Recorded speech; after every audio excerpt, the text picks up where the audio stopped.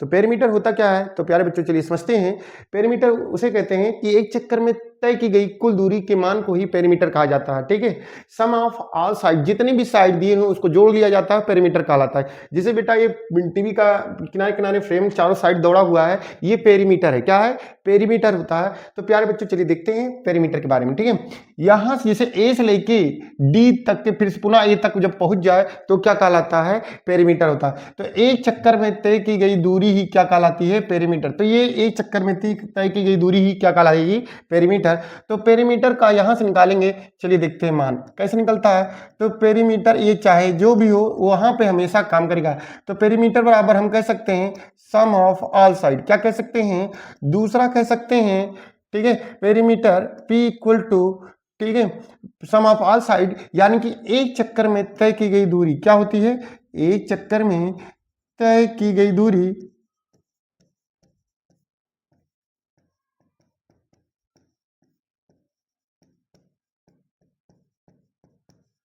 ठीक है, एक चक्कर में तय की गई कुल दूरी। अब ध्यान दिए रहना, पेरीमीटर हम चलिए निकालते हैं, ठीक है। जैसे रेक्टेंगल का पेरीमीटर निकालना है, फिर इसके बाद मेरे स्क्वायर का, ट्रायंगल का, फिर इस तरीके से निकालते हुए जाना है। तो सम ऑफ ऑल साइड पे निकालेंगे, ठीक है। अब यहाँ पे अगर ये 4 दिया है तो बेटा रेक्टेंगल के आमने सामने की भुजाएं आपस में बराबर होती है, 2 है तो ये भी कितना हो जाएगा? 2 सेंटीमीटर। जाहिर सी बात है, अगर नीचे अगर 4 सेंटीमीटर रहेगा तो ऊपर भी 4 सेंटीमीटर रहेगा, अगर इधर 2 साइड रहेगा तो 2 सेंटीमीटर, तो 2 सेंटीमीटर इधर भी रहेगा। तो इस तरीके से ये रेक्टेंगल है। तो रेक्टेंगल में हम P बराबर सम ऑफ ऑल साइड में लिखेंगे, तो यहाँ पे लिखेंगे AB प्लस, यहाँ से हम सम ऑफ ऑल साइड लिख दिए, या लिख सकते हैं सम ऑफ ऑल साइड। क्या? सम ऑफ ऑल साइड, ठीक है, यानी कि एक चक्कर में तय की गई कुल दूरी। तो कितना हो गया?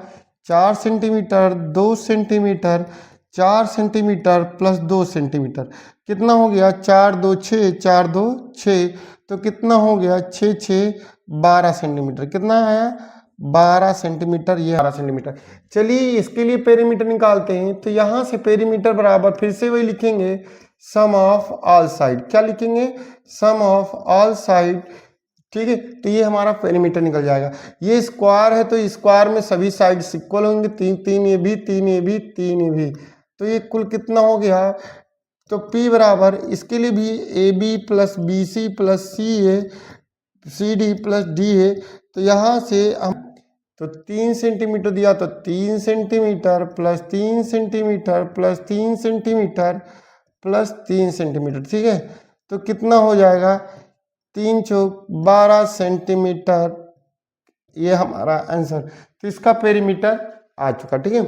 अब इसी तरीके से ट्रायंगल का पेरीमीटर निकालते हैं। तो इसके लिए भी वही formula, sum of all side. क्या लिखेंगे? Sum of all side.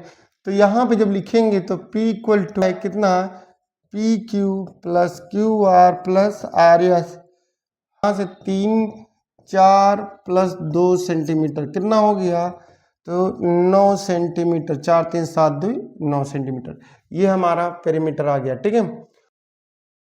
बेटा ये 7 क्वेश्चन जो हैं आप इसके आंसर करके रखे रहिए, कल चेक होगा।